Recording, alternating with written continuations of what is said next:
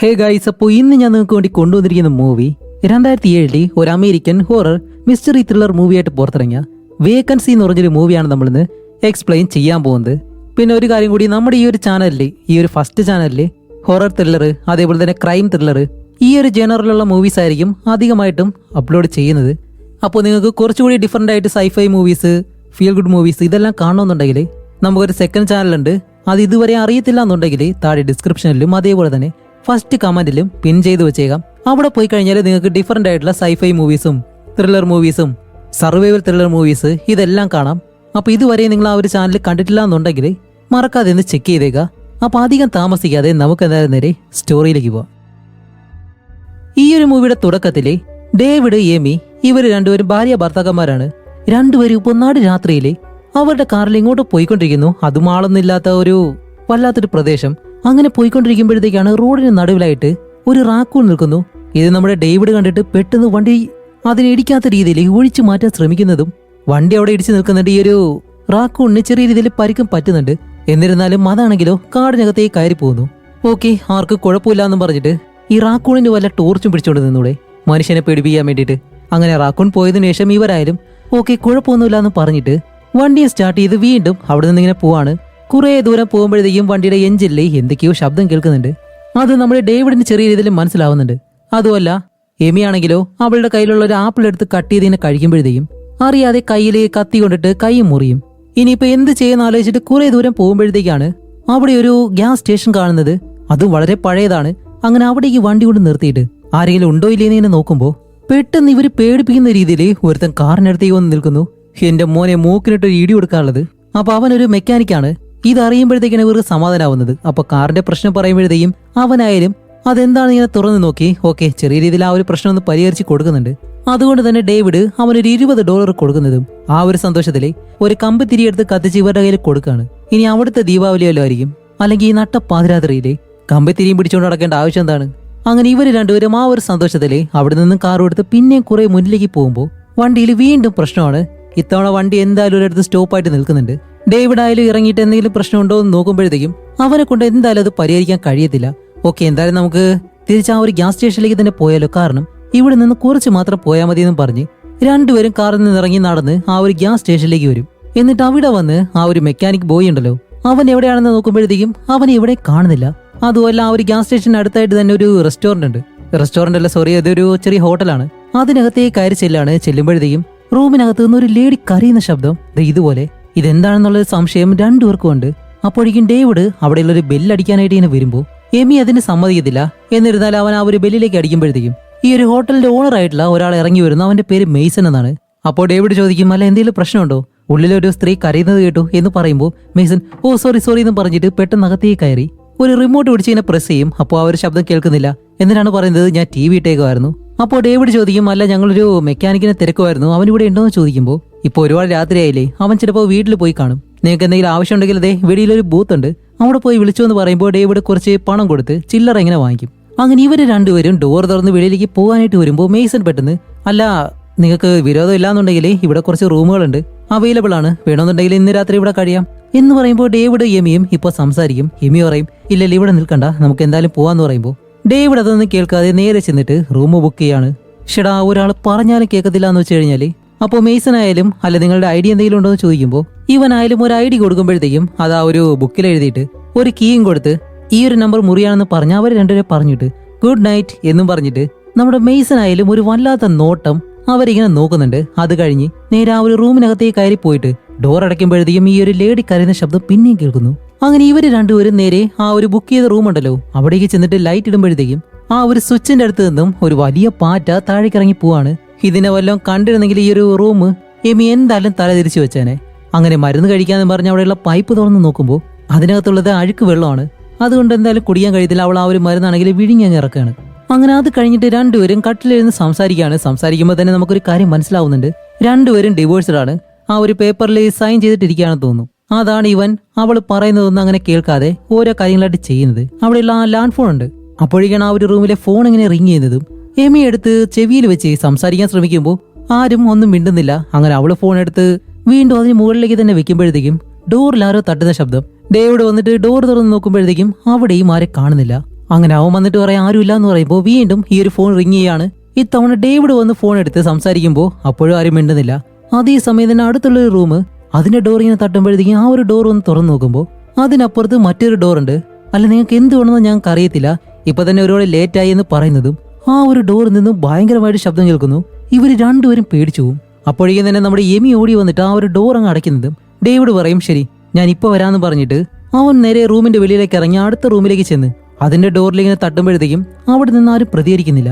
അപ്പോൾ ഡേവിഡ് പറയും ഹെമി നീ ഡോർ അടച്ചു വെച്ചോ, ഞാൻ ഇപ്പൊ വരാന്ന് പറഞ്ഞ് നേരെ ആ ഒരു മാനേജർ ഉണ്ടല്ലോ മെയ്സൺ അണ്ണൻ അങ്ങേരുടെ അടുത്തേക്ക് പോവാണ്.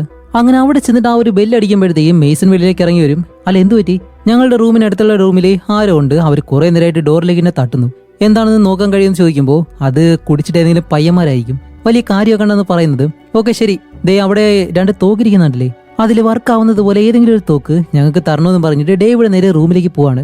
അപ്പോൾ മെയ്സൺ ആയാലും അതിലൊരു തോക്ക് പതിയെ എടുത്ത് അവന് റൂമിനകത്തേക്ക് കയറി പോകുന്നുണ്ട്. അങ്ങനെ ഡേവിഡ് ആയാലും തിരിച്ച് റൂമിലേക്ക് കയറി വന്നിട്ട് ഈ ഒരു മാനേജർ പറഞ്ഞ കാര്യങ്ങളെല്ലാം എമിയോട് പറഞ്ഞ് രണ്ടുപേരും കട്ടിലേക്ക് കിടന്നിട്ട് അവിടുത്തെ ആ ഒരു TV ഉണ്ട്, റിമോട്ട് എടുത്ത് ആ ഒരു TV ഇങ്ങനെ ഓൺ ചെയ്യുമ്പോഴത്തേക്കും ഒരു ചാനലും കാണിക്കുന്നില്ല. അതിന് കേബിളുകാർക്ക് പൈസ കൊടുത്താലല്ലേ വല്ല ചാനൽ കൊടുത്തുള്ളൂ. അങ്ങനെ അവിടെയുള്ള ആ ഒരു മേശ തുറന്ന് നോക്കുമ്പോഴത്തേക്കാണ് അതിനകത്ത് ഒരു കാസറ്റ് കിടക്കുന്നു. 1 അല്ല 2 3 എണ്ണം ഉണ്ട്. ഓക്കെ ഇതെങ്കിലും എടുത്ത് കാണാമെന്നും പറഞ്ഞിട്ട് എടുത്ത് ഇങ്ങനെ പ്ലേ ചെയ്യുമ്പോഴത്തേക്കാണ് അതിനകത്ത് ആരെയോ ഒരാളെ 2 പേര് ചേർന്ന് മുഖംമൂടി ധരിച്ച 2 പേര് ചേർന്നിട്ട് കൊല്ലുന്നതായിട്ടാണ് കാണിക്കുന്നത്. ഷടാ ഇതെന്തോന്ന് സിനിമയെന്നും പറഞ്ഞ് പെട്ടെന്ന് അതെടുത്ത് മാറ്റി മറ്റൊരു കാസറ്റ് എടുത്തിടുമ്പോഴത്തേക്കും 2 പെണ്ണുങ്ങളെ ഇതുപോലെ തന്നെ 2 പേര് കൊല്ലുന്നു. അതും വളരെ കൊടൂരമായിട്ട്. ഇവിടെയാണ് നമ്മുടെ ഡേവിഡ് ഒരു കാര്യം മനസ്സിലാക്കുന്നത്, അവർ ആ ഒരു TV കാണുന്ന റൂമും ഇവരുള്ള റൂമും ഒരുപോലെ തന്നെയാണുള്ളത്. ഈ ഒരു കാര്യം നമ്മുടെ എമിയോട് പറയും. അപ്പോഴേക്കും ഡേവിഡ് അവിടെ എല്ലാം ഇങ്ങനെ നോക്കുമ്പോഴത്തേക്കാണ് ഒരു ജനാലയുടെ ഭാഗത്ത് ഒരു ക്യാമറ വെച്ചേക്കുന്നു. അപ്പൊ ഈ ഒരു ക്യാമറ വഴിയാണ് ഇവിടെയുള്ള കാര്യങ്ങളെല്ലാം റെക്കോർഡ് ചെയ്തിട്ടുള്ളത്. അങ്ങനെ എമി ആയാലും അടുത്തൊരു കാസറ്റ് എടുത്തിട്ട് നോക്കുമ്പോഴത്തേക്കും ഇവരെ പോലെ തന്നെ മറ്റൊരു കപ്പിള് അവരെയും ഇതുപോലെ കൊടൂരായിട്ട് കൊല്ലുന്നൊരു കാര്യമാണ് അതിൽ കാണുന്നത്. കാണിക്കുമ്പോഴത്തേക്കും ആ ഒരു TV പെട്ടെന്ന് ഈ ഒരു പവർ ഉണ്ടല്ലോ അത് പോയി വന്നിങ്ങനെ നിൽക്കുന്നു. അതേപോലെ തന്നെ ഇവരുടെ റൂമിൽ സംഭവിക്കുന്നുണ്ട്. രണ്ടുപേരും നല്ലതുപോലെ പേടിച്ചു പോകും. അങ്ങനെ കുറച്ച് കഴിയുമ്പോഴത്തേക്കും വീണ്ടും കറക്റ്റായിട്ട് പവർ വരുമ്പോൾ എമി ആണെങ്കിൽ ഞാൻ പോലീസിനെ വിളിക്കാമെന്ന് പറഞ്ഞ് പെട്ടെന്ന് ചെന്ന് നമ്മൾ ഹോളിവുഡ് സിനിമകളിലെ ഇതുവരെയും കാണാത്തൊരു കാര്യമായിരുന്നു അത്, ഫോണിൽ സിഗ്നൽ ഇല്ലാത്തത്. അങ്ങനെ ഇവര് രണ്ടുപേരും അവിടെ നിന്ന് എങ്ങനെയും രക്ഷോട്ട് പോയേ പറ്റൂ. ഓടി ബാത്റൂമിനടുത്തേക്ക് ചെന്നിട്ട് അവിടെയുള്ള ജനാലയുണ്ട് അത് തകർത്ത് പുറത്തേക്ക് പോവാന്ന് പറഞ്ഞിങ്ങനെ നിൽക്കുന്ന സമയത്താണ് നമ്മുടെ എമി ഒരു കാര്യം കാണുന്നത്. വേറൊന്നുമല്ല, ഇവളെ കാറിനകത്ത് വെച്ച് കട്ട് ചെയ്ത് കഴിച്ച ആ ഒരു ആപ്പിൾ ഉണ്ടല്ലോ അത് ഈ ഒരു റൂമിനകത്ത് ഇരിക്കുന്നു. അതിനകത്ത് ആ ഒരു രക്തവും പറ്റിയിട്ടുണ്ട്. അപ്പോൾ ഡേവിഡ് വിചാരിക്കും കർട്ടന്റെ പുറകിൽ ആരെങ്കിലും ഉണ്ടെന്ന് വിചാരിച്ചിട്ട് കർട്ടൻ മാറ്റി ഇടിക്കാനായിട്ട് വരുമ്പോൾ ആരുമില്ല.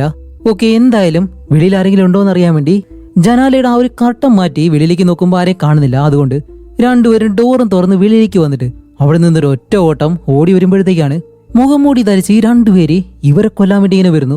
ഇത് കാണുമ്പോൾ 2 പേര് പേടിച്ചിട്ട് തിരിച്ചോടുമ്പോഴത്തേക്കും എമിയുടെ കയ്യിൽ നിന്ന് അവളുടെ ഫോൺ നേരെ താഴേക്ക് വീഴുന്നുണ്ട്. അതിലൊരുത്തരാണെങ്കിലോ ഈ ഒരു ഫോൺ ചവിട്ടി അങ്ങ് പൊട്ടുകയും ചെയ്യുന്നു. അങ്ങനെ 2 പേര് ഓടി റൂമിനകത്തേക്ക് കയറിയിട്ട് ആ ഒരു ഡോർ പിടിച്ചടയ്ക്കുമ്പോഴത്തേക്കും ഈ മാസ്ക് ഇട്ട 2 പേര് ഇതിനകത്തേക്ക് കയറാനായിട്ട് ശ്രമിക്കുകയാണ്. എമി ആണെങ്കിലോ പെട്ടെന്ന് പ്ലീസ് ഞങ്ങളെ വെറുതെ ഇവിടെന്ന് പറഞ്ഞ് ശബ്ദം ഉണ്ടാക്കി ഇങ്ങനെ പറയുമ്പോൾ വെളിയിൽ ബഹളമൊന്നും കേൾക്കുന്നില്ല. ഓക്കെ എന്തായാലും ഇവിടെ നിന്ന് രക്ഷപ്പെട്ട് പോയേ പറ്റൂ. അപ്പോൾ ഡേവിഡ് പറയും എമി നീ റൂമിൽ തന്നെ ഇരിക്കി, ഡോർ നല്ലതുപോലെ അടച്ചോ, ഞാനിപ്പോൾ വരാമെന്നും പറഞ്ഞ് അവൻ പതിയെ വെളിയിലേക്ക് ഇറങ്ങിയിട്ട് നേരെ ആ ഒരു ഫോൺ ബൂത്ത് ഉണ്ടല്ലോ അതിനടുത്തേക്ക് ചെല്ലും. എന്നിട്ട് പോലീസിനെ വിളിക്കാമെന്ന് പറഞ്ഞ് അവിടെ ട്രൈ ചെയ്യുമ്പോൾ ആരും ഇതിനടുത്തേക്ക് വരുന്നത് പോലെ വേറൊന്നുമല്ല, ഒരു വണ്ടിയുടെ വെളിച്ചം പെട്ടെന്ന് ആ ഒരു ബൂത്തിൽ നിന്ന് വെളിയിലേക്ക് ഇറങ്ങുമ്പോൾ ഒരു കാറ് കൊണ്ടുവന്ന ആ ഒരു ബൂത്തിലേക്ക് ഇടിച്ചങ്ങ് കയറ്റും. ഇവനെ കൊല്ലാൻ വേണ്ടിയിട്ട് ചെയ്യുന്നതാണ്. പക്ഷെ നമ്മുടെ ഡേവിഡ് എങ്ങനെ രക്ഷപ്പെട്ടു? അങ്ങനെ ഡേവിഡ് അവിടെ നിന്ന് ഓടി തന്റെ റൂമിനടുത്തേക്ക് വരുമ്പോൾ എമി പെട്ടെന്ന് ഡോർ തുറക്കുന്നതും ഇവൻ അകത്തേക്ക് കയറി ഒരു കുഴപ്പമില്ല. അങ്ങനെ ഡോർ അടച്ചിട്ട് ഇവരെ അറ്റാക്ക് ചെയ്യാൻ വേണ്ടി എന്തെങ്കിലും കാര്യം ഈ റൂമിനകത്ത് ഉണ്ടോ എന്ന് നോക്കുമ്പോഴത്തേക്കും ഒരു കാര്യം അവർക്ക് കാണാൻ കഴിയുന്നില്ല. അങ്ങനെ ബാത്റൂമിലേക്ക് ചെന്ന് അവിടെയുള്ള കണ്ണാടി ഇടിച്ച് പൊട്ടിച്ചിട്ട് അതിലൊരു പീസും കയ്യിലെടുത്ത് വെച്ച് അവിടെ തന്നെ ഇരിക്കുകയാണ് 2 പേരും. ആ ഒരു സമയത്താണ് മെയ്സൺ ഉണ്ടല്ലോ ഈ ഒരു ഹോട്ടലിന്റെ ഓണർ, അവൻ ഈ ഒരു കാര്യങ്ങളെല്ലാം അവന്റെ റൂമിലുള്ള ഒരു TV കാണുന്നുണ്ട്. ഇപ്പൊ നിങ്ങൾക്ക് ഏകദേശം കാര്യങ്ങൾ മനസ്സിലായി കാണും ഇവരിവിടെ എന്താണ് ചെയ്യുന്നതെന്ന്. ഈ ഒരു സൈക്കോള് മറ്റുള്ളവരെ കൊല്ലുന്നത് ആസ്വദിച്ച് കാണുകയാണ്. അങ്ങനെ കുറെ കഴിഞ്ഞിട്ട് നമ്മുടെ ഡേവിഡ് വീണ്ടും എഴുന്നേറ്റ് വന്ന് ആ ഒരു കാസറ്റ് എടുത്തിട്ട് ഇതിന് മുന്നേ കൊന്ന ആ ഒരു കപ്പിൾസിനെ അവരെങ്ങനെയാണ് കൊല്ലുന്നത് എന്നുള്ള കാര്യം ഇങ്ങനെ കാണുകയാണ്. അത് കണ്ടു കഴിഞ്ഞ് എന്തായാലും രക്ഷപ്പെട്ടു പോകണം, എന്തെങ്കിലും വഴിയുണ്ടോ എന്ന് നോക്കുമ്പോഴത്തേക്കും അവിടെ ആ ഒരു ബാത്റൂമിന്റെ സൈഡിലെ ഇതിനകത്തുള്ള ഒരു റൂമില് ഒരു അണ്ടർഗ്രൗണ്ട് പാസേജ് ഉണ്ട്, അതിലൂടെ പോകാൻ കഴിയും. ആ ഒരു സമയത്താണ് നമ്മുടെ എമി പറയുന്നത് വെളിയിൽ ആരോ വന്നെന്ന് തോന്നുന്നു എന്നും പറഞ്ഞ് 2 പേരും നേരെ ജനാലയുടെ അടുത്തേക്ക് ഒന്ന് നോക്കുമ്പോൾ വെളിയിലൊരു ട്രക്ക് ഡ്രൈവർ വന്നേക്കാണ്. അങ്ങനെ ഇവർ 2 പേരും തട്ടി വിളിക്കുന്ന ആ ഒരു കാര്യം ട്രക്ക് ഡ്രൈവർ കണ്ടിട്ട് അയാൾ നടന്ന് ഇവരുടെ അടുത്തേക്ക് വരും. പക്ഷെ അതേ സമയം തന്നെ ഇയാളുടെ പുറകെ ആ ഒരു മാസ്ക് ഇട്ട രണ്ടുപേരുണ്ടല്ലോ അവരും വരുന്നുണ്ട്. അപ്പോ നമ്മുടെ ഡേവിഡ് എമിയും ആ ഒരു കാര്യം അയാളോട് പറയാനായിട്ട് വരും, പക്ഷെ അയാളത് കാണത്തില്ല. അപ്പോഴേക്കും പെട്ടെന്ന് ആ ഒരു മേഴ്സൺ ഉണ്ടല്ലോ അവൻ വന്ന് ഈ ഒരു ഡ്രൈവറിനോട് സംസാരിക്കുന്ന സമയത്ത് മാസ്ക് ഇട്ട രണ്ടുപേരും ഇവരുടെ റൂമിനടുത്തേക്ക് വരും. ഇത് കണ്ട് ഇവര് രണ്ടുപേരും ആ ഒരു കുഴിയുണ്ടല്ലോ അതിനകത്തേക്ക് ഇറങ്ങി അതിങ്ങനെ മൂടി വെച്ചിട്ട് അതിലൂടെ തന്നെ മുട്ടിലിഴഞ്ഞിങ്ങനെ പോവാണ്. അങ്ങനെ പോയിക്കൊണ്ടിരിക്കുമ്പോഴത്തേക്കാണ് കുറെ എലികളുണ്ട്. ഓക്കെ, ഇതിനെല്ലാം കാണുമ്പോൾ എന്തായാലും അറപ്പായിട്ട് തോന്നും, പക്ഷെ വേറെ വഴിയില്ല, പോയല്ലേ പറ്റൂ. അതുകൊണ്ട് അതിനെല്ലാം കൂടി ചവിട്ടി തെറ്റിച്ച് അടുത്തൊരു റൂമിന്റെ അടുത്തേക്ക് എത്തുകയാണ്. അങ്ങനെ അത് തുറന്ന് ഉള്ളിലേക്ക് വരുമ്പോഴത്തേക്കാണ് അതിനകത്ത് ഒരുപാട് ടിവിയും കാര്യങ്ങളൊക്കെ ഉണ്ട്. ഇത് വേറെ ഒന്നുമല്ല, ഈ ഒരു ഓണർ മേഴ്സൺ ഉണ്ടല്ലോ അങ്ങേരുടെ മുറിയാണിത്. അങ്ങനെ അവിടെയുള്ള ഡോർ തുറന്ന് നോക്കുമ്പോഴത്തേക്കാണ് ഇവർക്ക് കൺഫേം ആവുന്നത് ഇത് മേഴ്സന്റെ റൂം തന്നെയാണെന്ന്. അതുമല്ല, അവിടെയുള്ള ആ ഒരു ടിവിയിൽ ഓരോന്നിങ്ങനെ പ്ലേ ആവുന്നുണ്ട്. ഒരു പെണ്ണ് കരയുന്ന ശബ്ദമെല്ലാം കേട്ടത് ഇതിൽ നിന്നാണ്. അപ്പോഴേക്കും നമ്മുടെ ഏമി അവിടെയുള്ള ഫോണിൽ പോലീസിനെ വിളിക്കാന്ന് പറഞ്ഞ് ഡയൽ ചെയ്യുന്ന സമയത്ത് രണ്ടുപേരും അകത്തേക്ക് കയറി വരുന്നു. മേഴ്സനും ഒരു മുഖംമൂടിയിട്ട് ഒരുത്തനും. രണ്ടുപേരും അകത്തേക്ക് വന്ന് നോക്കുമ്പോൾ ഫോൺ ആണെങ്കിലോ ഓപ്പണിലിരിക്കുന്നത് കാണുമ്പോൾ തന്നെ മേഴ്സന് മനസ്സിലായി അവര് രണ്ടുപേരും ഈ ഒരു റൂമിൽ വന്നിട്ടുണ്ടെന്ന്. അതുകൊണ്ട് തന്നെ അവൻ ആ ഒരു ഫോണിന്റെ വയറ് കട്ട് ചെയ്ത് വിടും. അത്രയും ദേഷ്യമുണ്ട്. എന്നിട്ട് താഴേക്ക് നോക്കുമ്പോഴത്തേക്കാണ് ആ ഒരു താഴേക്കുള്ള വഴിയുണ്ടല്ലോ അതിന്റെ ആ ഒരു പ്ലേറ്റ് കാണുമ്പോൾ ഇവർ ഇതിലൂടെ ആയിരിക്കും വന്നതെന്ന് പറഞ്ഞിട്ട് അതുകൊണ്ട് തന്നെ മേഴ്സൺ പറയും ഓക്കെ ഒരുത്തനെ ഇതിലേക്കൂടെ ഇറങ്ങ് എന്നും പറഞ്ഞ് ഒരുത്തനെ ഇതുവഴി ഇറക്കി വിടുന്നു. എന്നിട്ട് നേരെ വെളിയിലേക്ക് വന്നിട്ട് മറ്റൊരുത്തനുണ്ടല്ലോ അവനെ ഇവരുടെ ആ ഒരു റൂമിലെ താഴേക്കിറങ്ങാനുള്ള ഒരു കുഴിയില്ലേ അതിലെ ഇറക്കി വിടും. ഇപ്പൊ നടുവില് നമ്മുടെ ഹീറോയിനും. അങ്ങനെ ഇവരായാലും നടന്ന് പോയിക്കൊണ്ടേയിരിക്കുകയാണ്. കുറേ ദൂരം ചെല്ലുമ്പോഴത്തേക്കാണ് പെട്ടെന്ന് ഇവർക്ക് രണ്ടുപേർക്കും നമ്മുടെ ഡേവിഡിനെ എമീനെ കിട്ടുന്നില്ല. കാരണം ഇതിനുള്ളിലൂടെ മറ്റൊരു വഴി ഉണ്ടായിരുന്നു, അത് അടുത്തൊരു റൂമിലേക്ക് പോകാനായിട്ടുള്ളതാണ്. അവരാണെങ്കിൽ ആ ഒരു വഴിയെ മറ്റൊരു റൂമിലേക്ക് കയറിയിട്ട് ഇവര് രണ്ടുപേരും അകത്തേക്ക് കയറി വരാതിരിക്കാൻ വേണ്ടി അതിന് മുകളിലേക്ക് വലിയൊരു കബോർഡ് എടുത്ത് ചരിച്ചങ്ങിടും.